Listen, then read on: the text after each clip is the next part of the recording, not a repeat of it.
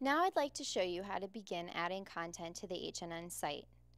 Keep in mind that you have to be logged in order to add any content. You can tell that I'm logged in because it says Welcome Partner Test, and that's my username. Your username is actually a link, so clicking onto it will take you to your partner organization's dashboard. The dashboard shows you all of the different types of content that you can add onto the site. For instance, I can post a resource, a job, a success story, a partner update, an event. I can even add people to my organization and edit my profile.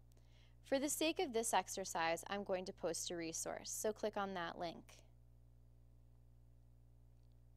You're going to reach a form that requires you to fill out a series of information.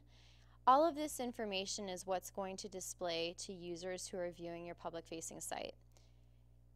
Note that there are some fields that are required, and those are indicated by a little red star next to the field. Title is one of them. Title is essentially the title of the resource, and it's likely already been established. So just type that information into this field. Sometimes there's a thumbnail image that you'd like to associate with the resource, such as the cover of the report, or maybe it's just an image that's associated with that resource in some way. You can browse just as if you are browsing for any other document or image on your computer, and then click the upload button once you've found that image. You'll see that it will appear. Publication date is the date when the resource was actually published. For the sake of this example, I'm going to keep it 2010, but note that you can click into the actual field and a calendar view will pop up. That lets you scroll from month to month and select the publication date that way. Author is another type-in box, and we realize that some resources may have more than one author.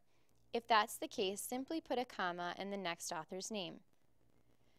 Contributing people is a way for the system to automatically associate the resource with a person who's already registered on the site.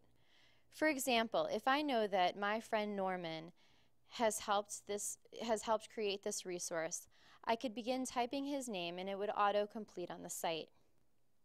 Same with organization. I can put my organization's name down since this is a resource that my organization actually created.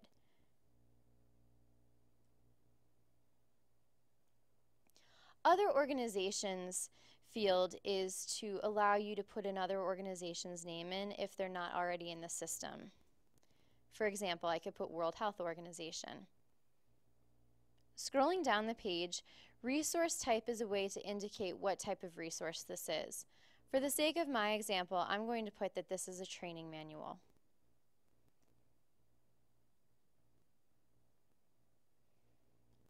The same thing goes with the different topics. A topic is however you'd like to categorize your resource. Let's say that mine is related to advocacy and behavioral change. You can select more than one topic by simply clicking the control button and selecting that second topic. Countries, again, is a simple categorization, and it allows you to specify what country your resource is connected to.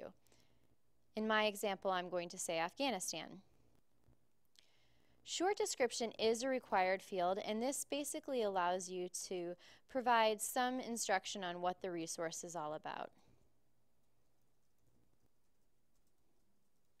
Please note that you can use the HTML editor above to bold words, to add bullet points, and to even insert links if you need to. Please note that the short description only allows you to have 300 characters of text. So if you have a longer description that you'd like to add, use the full description field. There is no limit on how many characters you can put in the full description field.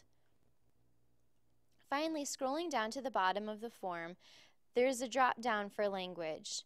Some of these resources will be in English, but we do recognize that there may be some resources that have been written in Spanish, French, or Portuguese.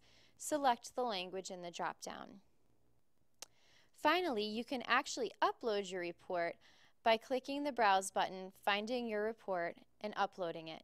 You'll see that it appears to the left with the file size, title, and what type of document it is. So mine is a Microsoft Word document. There may be some cases where a resource is actually already provided on another website and you simply want to link users to that site to read more. That's where you would put the link into the external resources link. Now that I've finished putting in all of the information for my resource, I'm going to save the form. Because I said that my organization was part of creating this resource, the resource will actually display on my partner homepage in the Resources tab. It will also display in the main resources part of the site in alphabetical order. So if I click into my test partner organization, which I specified in the organization field, you will see that the resource that I just created is going to be listed in the first Resources tab.